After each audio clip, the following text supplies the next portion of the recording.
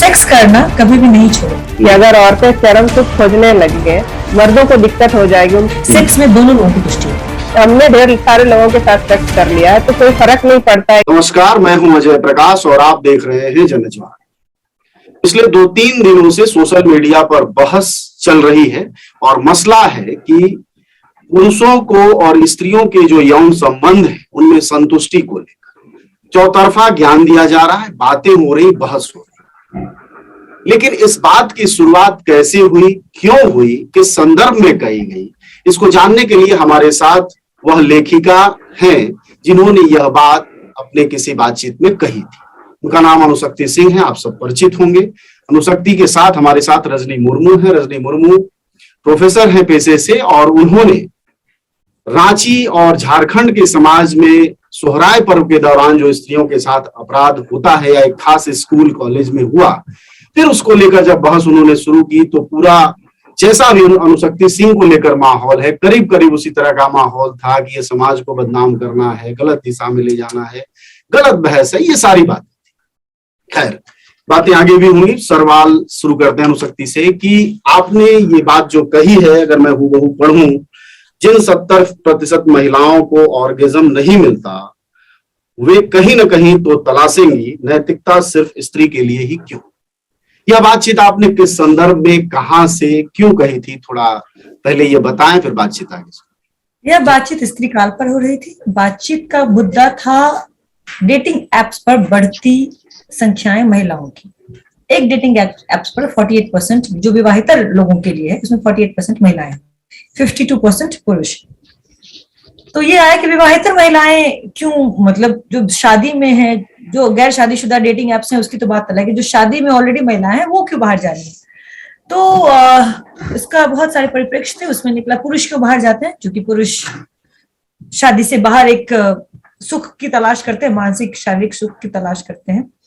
उसमें मैंने एक पॉइंट ये भी दिया कि ये ड्यूरेक्स का सर्वे था कि देश की 3 साल पहले ये सर्वे आया था और देश की 70% महिलाएं रेगुलरली ऑर्गेज्म नहीं अटेंड कर पाती हैं। ये भारतीय संदर्भ में सर्वे था, मतलब भारत के लेकर, दुनिया को लेकर नहीं। भारत के संदर्भ, हाँ, भारत के संदर्भ में रेगुलरली ऑर्गेज्म नहीं अटेंड कर पाती। तो ऑर्गेज्म की जो कमी है वो कहीं ना कहीं कई तरह के दिमागी मानसिक परेशानियों की जड़ बनता है। तो जब औरतों को वो घर में नहीं मिलता है तो कहीं ना कहीं तो वे तलाशेंगी। और मोरालिटी कभी भी पुरुषों के एक से अधिक साथिन होने के, एक से अधिक पत्नियों के होने को बहुत बड़े मोरालिटी कुओं में नहीं देखा जाता है। जबकि स्त्री का अगर एक से अधिक साथी ज्ञात हो गया तो वह बहुत बड़ी समस्या मानी जाती है, समाज उसको जैसे दिखता है। तो उस संदर्भ में यह बात कही गई थी जी। चलिए, तो इस बात को थोड़ा और आगे बढ़ाते हैं, रजनी मुर्मू से सवाल लेते हैं, मतलब एक प्रश्न उनसे भी कि जब ऐसी बहसें होती हैं रजनी, तो अक्सर ये कहा जाता है कि यह समाज के 90% महिलाओं के काम का नहीं, क्योंकि हमारे देश में अभी शादी की ही आजादी नहीं, पति चुनने की आजादी नहीं, प्रेमी नहीं चुनने की आजादी।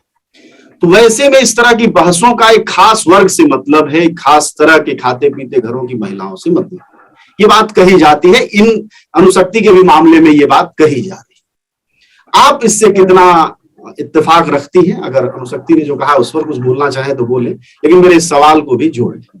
जी नहीं, जैसे अनुशक्ति जी ने कहा कि डेटिंग ऐप, जो महिलाएं जिनके पास मोबाइल है या जिनके पास सुविधा है वो डेटिंग ऐप का उपयोग करती हैं और अपने लिए बेहतर पार्टनर का चुनाव, उनके पास वो अवसर रहता है कि वो कर पाती हैं। लेकिन गांव घर में जो महिलाएं रहती हैं, मैं तो गांव से ही हूँ, तो यहाँ पे मैं देखती हूँ कि उनके पास जो भी इस तरह से किसी गैर मर्द के साथ उनका संपर्क होता है महिलाओं का, तो वो लोग चोरी छिपे तो इन्वॉल्व होती हैं, जाती ही हैं। गांव में ये सब बहुत कुछ देखने को मिलता है। इसके बावजूद हम देखते हैं कि गांव में ऐसी महिलाएं अगर पकड़ी जाती हैं तो उनके साथ बहुत ही निर्मम तरीके से व्यवहार होता है। आप बहुत वीडियो वगैरह देखेंगे। हाल फिलहाल में एक शादीशुदा औरत को उनके पति ने सबके सामने, भीड़ में सबके सामने बांध के उसके हाथ को ऊपर बांध के लटका दिया था और उसको मारा, तब तक मारा जब तक वो बेहोश नहीं हो गई। तो गांव देहात में इस तरह की घटनाएं बहुत ज्यादा होती है, जहाँ पे महिलाएं अगर अपने पति के रहते किसी और के साथ जाती हैं और पकड़ी जाती हैं तो वो बुरी तरीके से मार खाती है। अभी मैं खुद अपने यहाँ शिकारीपाड़ा का मैंने भी एक पोस्ट लिखा था, जहाँ पे एक आदिवासी लड़की को मतलब किसी और के साथ ऐसा कुछ भी नहीं था कि उसका पति के साथ नहीं बन रहा या उसका पति बूढ़ा था, ऐसा कुछ भी नहीं था, बहुत नॉर्मल था। बस उसके पास मोबाइल आ गया उस लड़की के पास, तो उसने चैटिंग करना शुरू किया किसी के साथ, और फिर वो लोग शायद एक दो बार मिले होंगे या कितनी बार भी मिले होंगे, लेकिन घात लगाकर उनके पति ने और उनके दोस्तों ने मिलकर के उनको पकड़ा, फिर डुगडुगी बजा करके पूरा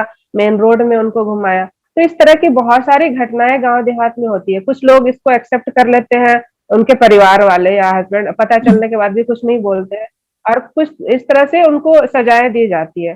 तो औरतें गरीब रहे या अमीर रहे, वो तो प्रेम में पड़ ही जाती है, या फिर मतलब उस तरह का जरूरत उनको महसूस होता है अपने पति के अलावा किसी और के पास जाने। हालांकि अब इसको सामाजिक रूप से अनैतिक मानते हैं, गलत मानते हैं, लेकिन औरतें तो करती हैं, और सिर्फ औरतें नहीं करती हैं, पुरुष भी तो करते हैं ना। पत्नी के रहते हुए वो तो घर लेके आ जाते हैं, औरतें कम से कम चोरी उनको कहाँ कोई डंडे मारता है, उनको कहाँ कोई डंडे मारता है, डंडे मारता है, वो घर पूरा परिवार दूसरी औरत का मतलब स्वागत करता है कि ठीक है बेटा को जरूरत है, बेटा को पसंद आ गया तो क्या करोगे, तुम लोग एडजस्ट करके रह लो।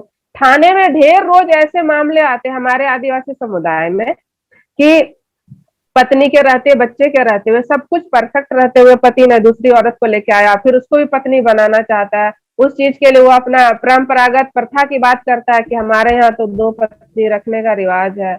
तो ये सब मतलब मुझे लगता है कि शायद मानवीय गुण है हमारा कि एक के साथ हमारा मन भरता नहीं है, या फिर कुछ ऐसी बातें होंगी हमारा जो इंसान का नेचर रहता है कि हम एक इंसान के पास टिकते नहीं है, हम भटकते ही हैं, निकलते ही हैं बाहर घर से। तो ये एकदम सिंपल सी बात है, ये इसका संबंध अमीरी या गरीबी से मुझे नहीं लगता है। हाँ, अमीर आपको ये लगता है कि यह सवाल देश के सभी महिलाओं का है, ये 90 और 10% का फर्क नहीं।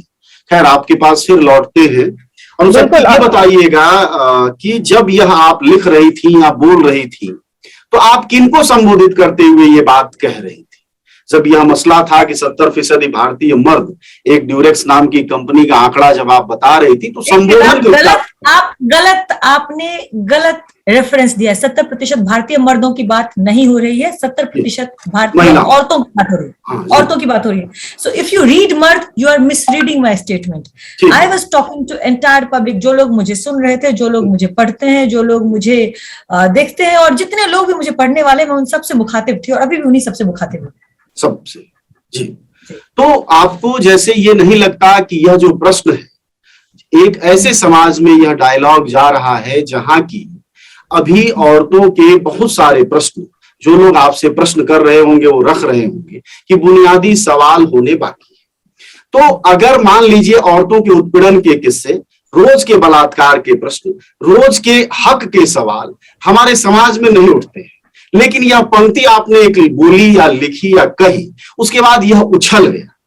तो इसमें आप मतलब ये क्या है, मतलब ये आपके कहने वाले की कहूंगी कि बच्चे जब आप प्लेग हो रहा हो, तो जब महामारी कोविड में दुनिया में जब लोग मर रहे थे, तो बहुत ज्यादा जो लोग बच्चे प्लान नहीं कर रहे थे, उन्होंने भी बच्चे प्लान कर लिए। आप सेक्स करना कभी भी नहीं छोड़ते हैं, आप खाना खाना जैसे नहीं छोड़ते हैं ना। तन की आग और पेट की आग लगभग बराबर की आग है, ठीक है। और एक शाश्वत सच्चाई है जिसको भारत का सो कॉल्ड मॉरलिस्ट नैतिक समाज जो है स्वीकारना नहीं चाहता। जैसे ये बात कह रही, मेरा सवाल ये है कि आपने यह बोलकर, जैसे जो आप पर हमले हो रहे हैं, आप पे मुकदमे दर्ज करने की बात हो रही है, लिंचिंग की बात हो रही है, हत्या की बात हो रही है, रेप की बात हो रही है, यह कोई नई बात नहीं है, उन तमाम महिलाओं पर होती है। मैं कह रहा हूं किस पर हमला किया है आपने जिससे ये बौखलाहट है? सवाल ये है।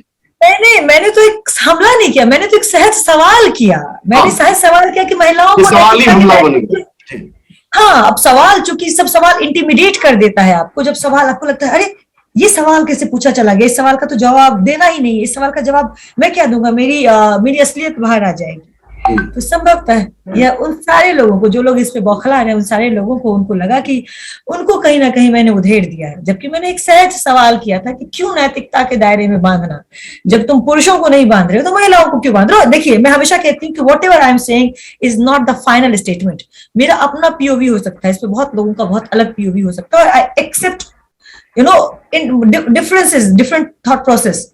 आप असहमति का स्वागत करते हैं, डिसेंट का स्वागत करते हैं, ठीक है, पर यह असहमति नहीं हुई। यह उन्हें ऐसा लगा कि जैसे मैंने उन्हें कहीं ना कहीं से उनके, वो पर्दा कहानी है यशपाल की, तो यशपाल की पर्दा कहानी का आखिरी मजमून देखेंगे तो पर्दा हटता है तो उनको ऐसा लगा जैसे मैं विदीर्ण हो गया, मेरे घर की सारी सच्चाई अनावृत हो गई, तो उनको लगा जैसे कि मैंने सवाल किया और वो अनावृत हो गए। बस बिल्कुल, ये अगर रहा है रजनी, तो ये बताइए कि अगर इन सवालों को स्त्रियां जब ये सवाल लेकर आ रही हैं, जैसे आपने कॉलेज में होने वाले पर्व के दौरान औरतों की छेड़छाड़ के सवाल उठाए, तो कहा गया यह आदिवासियों पर हमला है, वो क्या शब्द है, दीकुओं के साथ मिल जाना है, और तरह तरह की बातें कही गई, फिर वह सब कुछ हुआ जो इनके साथ आज कल में हुआ है।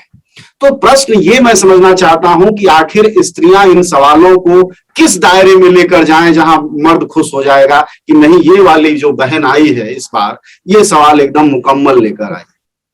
जी नहीं, आपने जो सवाल किया था अनु जी से कि इस सवाल से किसको तकलीफ हो रही है, किसको चोट पहुंची है। देखिए, अगर ये सवाल अनु जी उठा रही हैं कि औरतों को चरम सुख हासिल करना उनका राइट होना चाहिए, उनका फंडामेंटल राइट होना चाहिए, उनको मिलना चाहिए, है ना, तो ये जो मर्द है जिन्होंने अपनी औरतों को घर में बैठा के रखा है कि घर से बाहर मत निकलो, किसी से मिलो नहीं, क्योंकि फिर तुम किसी और के साथ सेक्स करने लगोगी, है ना, तो वो चाहते हैं कि वो उनकी शरीर पे मतलब उनको कंट्रोल करके रखे, और इस वजह से आप देखिए उसको किसी और के साथ संबंध नहीं बनाने देने के लिए, उस वजह से उनको कहीं घर से निकलने नहीं देते हैं, उनको राजनीति में इन्वॉल्व नहीं होने देते हैं, उनको रोजगार करने नहीं जाने देते हैं।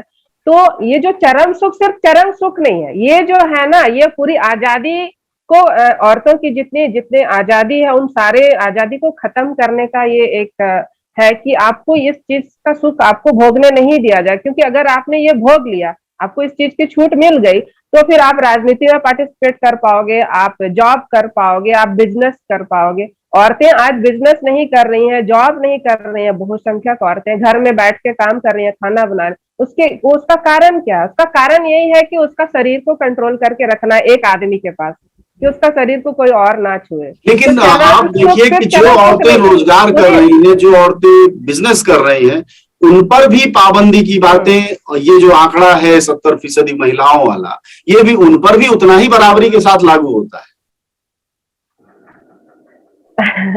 हाँ, उनपे भी तो जो जॉब कर रहे हैं या बिजनेस कर रही हैं, उनपे भी तो बहुत कंट्रोल करने की कोशिश की जाती है ना, कि आपको इतना बजे तक आ जाना है। आती है। मैं रजनी जी की बात में जोड़ूंगी, कितनी महिलाओं के पास अपनी सैलरी नहीं आती है, कितनी महिलाएं जाकर के अपनी तनख्वाह देती हैं, कितनी महिलाएं, आर्थिक स्वतंत्रता भी उनकी आजादी को गारंटी नहीं करता है। Nothing is guaranteeing their freedom at the end. जैसे लोग बोल रहे हैं, जो सवाल है वो ये कि जैसे अगर औरतें नौकरी में हैं तो उनका जो समय है पाबंदी का, अगर उनकी, जैसे कोरोना में हमने महसूस किया, एक बड़ी स्टोरी की हम लोगों ने वकालत पेशे पर, एक संदर्भ देता हूं, वकालत पेशे, बिहार के वकालत पेशे पर स्टोरी की।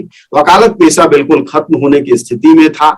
उसमें औरतों की हालत ये थी कि जो वकील औरतें कोरोना से पहले आती थी कोर्ट में, वह वकील औरतें आनी बंद हो गई, क्योंकि परिवार वालों ने कहा कि मुकदमा मिलता नहीं है तो तुम क्यों जाओगे, जबकि मर्द वकील रोज बरोज आते रहे। मैं इस आजादी की बात कह रहा हूं। रोजगार तो है, लेकिन वह भी समयबद्ध है, वह भी नियमबद्ध है, परिवारबद्ध है। क्या इस आजादी की भी बात कह रही हैं आप? जी, सवाल किससे है? आप दोनों से है, खैर आप कहिए, आप ही से पूछ जी। मैं हर तरह की आजादी की बात कर रही थी। मैं समय के साथ, मतलब उनकी अपनी, एक्चुअली पता है, जब आप चरम सुख की बात करते हैं ना, it is about making a choice in every aspect of life. चाहे वो किसी के साथ, चाहे वो सोशल मीडिया पे अपना अकाउंट बनाने से हो, चाहे वो किसी अपने दोस्तों के साथ घूमने जाने से हो, चाहे अपनी मर्जी से ऑफिस आने और ऑफिस ना आने से हो, अपनी मर्जी से पढ़ाई करने ना करने से हो, अपनी मर्जी से खाना बनाने और ना बनाने से हो। Nothing should be forced upon। और उस महिला या पुरुष, हम बहुत, देखिए, बहुत परिवार में बहुत कुछ हम बहुत बार एडजस्ट करके करते हैं, ठीक है, कई बार मैं ना चाहते हुए भी सुबह उठ करके बच्चे के साथ लगती हूँ, पर वो मेरी अपनी इच्छा होनी चाहिए कि मैं अपने इच्छा से अपने बच्चे के साथ लग रही हूँ। सिर्फ वो मेरी इस तरह से नहीं बांध दिया जाना चाहिए कि मैं उसकी माँ हूं, तो वह सिर्फ मेरी ही जिम्मेदारी बन जाती है। रजनी जी, जब ये बात अनुशक्ति ने स्त्री काल से की होगी तो बहुत सारी बातें कही। अगर एक बातचीत है तो जैसे मुझसे बात कर रही हैं, बहुत कुछ कह रही हैं, आप भी बहुत कुछ कह रही हैं, लेकिन इसमें से टीप के 2-3 लाइन निकालना और फिर उस पर इतनी बहस खड़ी करना। हमारा कहना है कि यह चरम सुख जो है, संतुष्टि है, जीवन का एक हिस्सा है। अगर औरत या मर्द, अगर मर्द से सब्जी खरीदना संतोषजनक नहीं है, चाट खाना संतोषजनक नहीं है, बच्चे के साथ खेलने जाना उसको संतोषजनक नहीं है, तो जाहिर तौर पर यह संतुष्टि भी हासिल नहीं की जा सकती। तो मैं ये समझना चाहता हूं कि ये जो 2 लाइन निकालने की कला है भारतीय समाज में, और उसी पर बहस, ये पहली दफा नहीं हुई, ऐसे तमाम मसलों पर बहसें हुई हैं। ये बार बार मर्द समाज कैसे कर लेता है या औरत समाज कैसे कर लेती है, यह मानव मनोविज्ञान आप किस रूप में देखते हैं? मैं समझी नहीं सवाल आपका। मैं ये कह रहा हूं कि अनुशक्ति ने जब इंटरव्यू दिया होगा तो बहुत सारी बातें कही होंगी, लेकिन इसमें से ये बहुत सारी बातें कही होंगी, तो उसमें से यही 2 लाइन निकाला गया और हमारे समाज में पोज कर दिया। जिस भी संयोग से ये पोज हुआ, जिसने भी किया मैं नहीं जानता, लेकिन इसी में मजाक खोजा गया, इसी में बहस खोजी जी। बाकी चीजें क्यों छूट गई? बिल्कुल, वो समाज का रोगाणु कहाँ बैठा है, ये मैं पूछ रहा हूँ। बिल्कुल, इसलिए क्योंकि ये जो शब्द है ना, ये लोगों को बहुत, मर्दों को खास करके बहुत, ये उनकी सत्ता हिलती हुई लगती है। जैसे मैंने पहले कहा कि अगर औरतें चरम सुख खोजने लगे, जैसे अनु जी ने कहा कि वो खाना बनाने में भी सुख महसूस कर सकती हैं, घूमने में भी, अपनी इच्छा से कोई भी काम करने में महिला को सुख मिलना चाहिए। तो ये अगर औरतें ये सुख हासिल करने लगे तो फिर मर्दों को दिक्कत हो जाएगी। उनको फ्री का जो घर में काम वाली पत्नी मिलती है, सर्विस जो उनको मिलता है, वो मिलना उनका बंद हो जाएगा। फिर उनको भी वही काम करने पड़ेंगे, वो सारे काम करने पड़ेंगे जो औरतों को करने पड़ते हैं।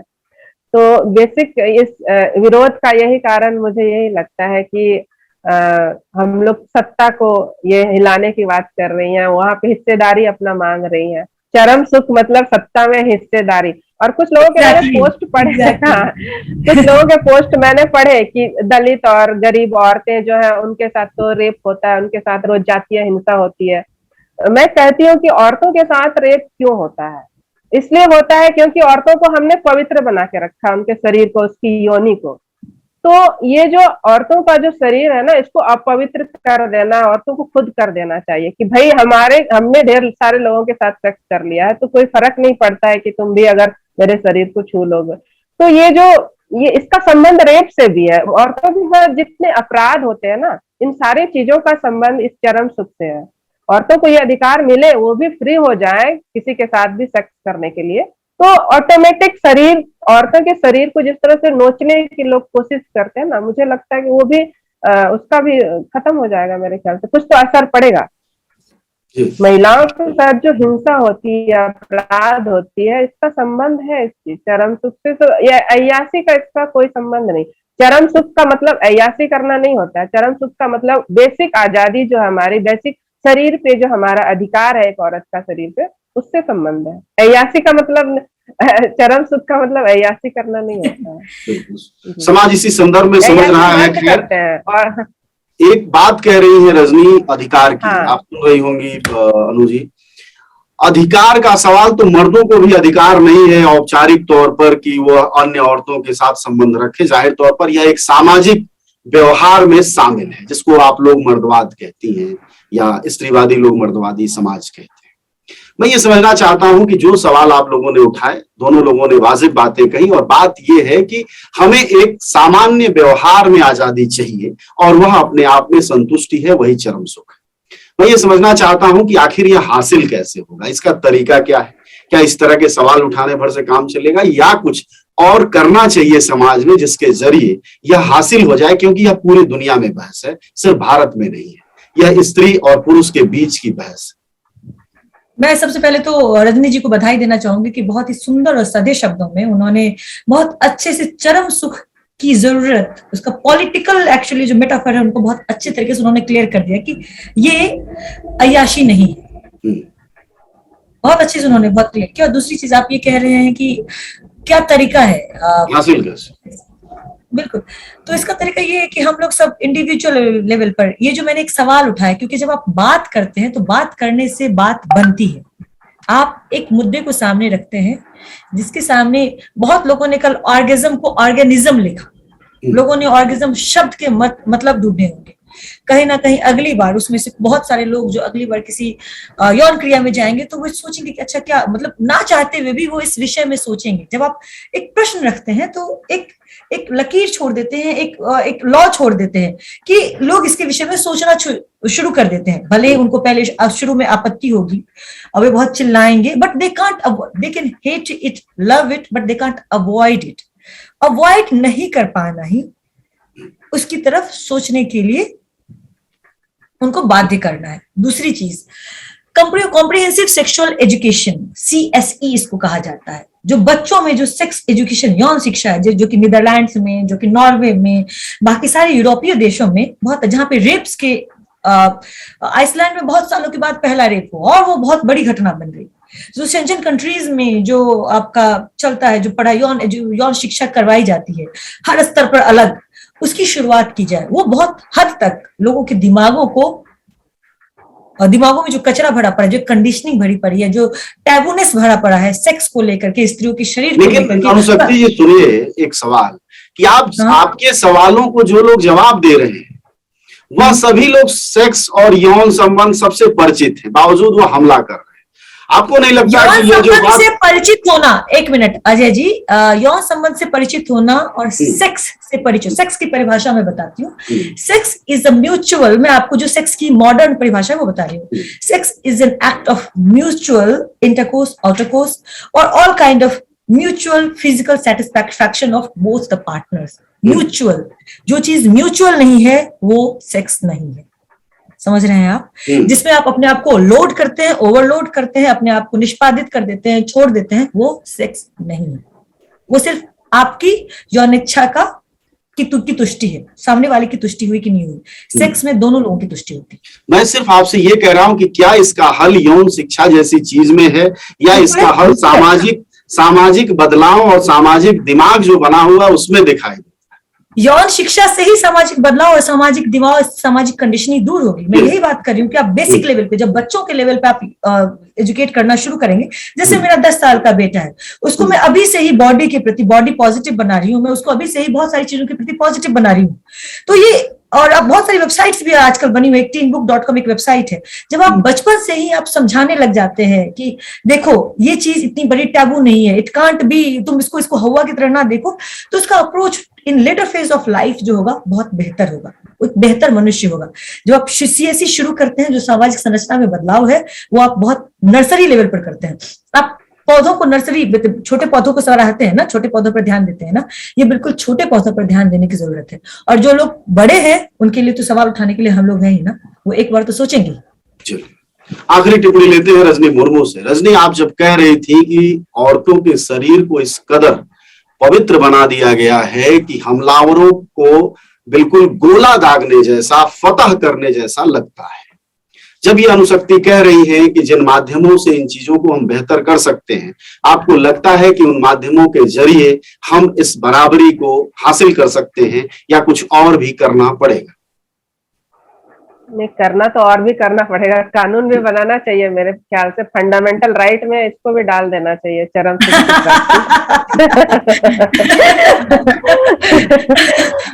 और अनु जी ने ये सवाल उठाया, ये वर्ड अगर इस्तेमाल हो रहा है सोशल मीडिया में, तो अब औरतें भी इसको समझेंगी और अपने जो पार्टनर है उनसे करें कि हाँ भाई सच में हमको भी तो अच्छा फील नहीं हो रहा है, या हमको ये चाहिए। या फिर जो पुरुष अपनी पत्नियों से या प्रेमिकाओं से या पार्टनर से प्यार करता है, वो चाहता है कि इसको हम, ये मेरे साथ बनी रहे, इसको हम खो ना दे, किसी और के साथ ना चले जाए, तो वो कोशिश करेगा और मेहनत करेगा ना अपने पार्टनर के साथ, और प्रयास करेगा और सीखेगा और उसका ख्याल रखेगा कि कैसे हम उनको खुश रखें, तो फायदा होगा। ये सवाल, इस पर चर्चा हो रही है तो ये अच्छी बात है। चलिए, आप दोनों का शुक्रिया बातचीत के लिए। और खैर, इस बातचीत को सुनने के बाद पाठक और दर्शक क्या कहते हैं वो देखा जाएगा, लेकिन यह एक जरूरी मसला है। और जैसा कि रजनी और अनुशक्ति दोनों कह रहे थे कि इन सवालों के बरक्स जो एक सवाल दागने की आदत है समाज को, कि ये सवाल की जगह ये बड़ा प्रश्न है, इसको नहीं किया जा रहा है, इसके यह जो टाल मटोल का तरीका, इसका भी जवाब दिया है इन दोनों ही लेखिकाओं ने। प्रोफेसर हैं, एक लेखिका हैं, इससे हो सकता है हमारा समाज समझ सके और उम्मीद करनी चाहिए कि हमारा समाज इस तरह के बहसों में से दो लाइन जो छांटने की कला है उस अपनी कमजोरी पर भी सोचेगा कि आखिर उसके अंदर क्यों चुल उठ जाती है, क्यों उसे लगता है कि हम पर दो लाइनें बड़ा हमला है। खासकर इस देश में इस वक्त इसी तरह का माहौल है कि कुछ भी उठाओ, किसी चीज पर बहस करो, लेकिन उसकी बुनियाद में, उसके सवाल के जद में न जाओ, बल्कि संतुष्टि, ऑर्गेज्म एक ऐसा वर्ड लेके आ गए हैं जिससे उनको लगता है कि औरत को अलग से यह चाहिए, आजादी का पूरा हिस्सा नहीं है। खैर, इस बहस के बाद आप लोग क्या प्रतिक्रिया देखते हैं, यह देखने वाली बात होगी। शुक्रिया आप दोनों का, धन्यवाद।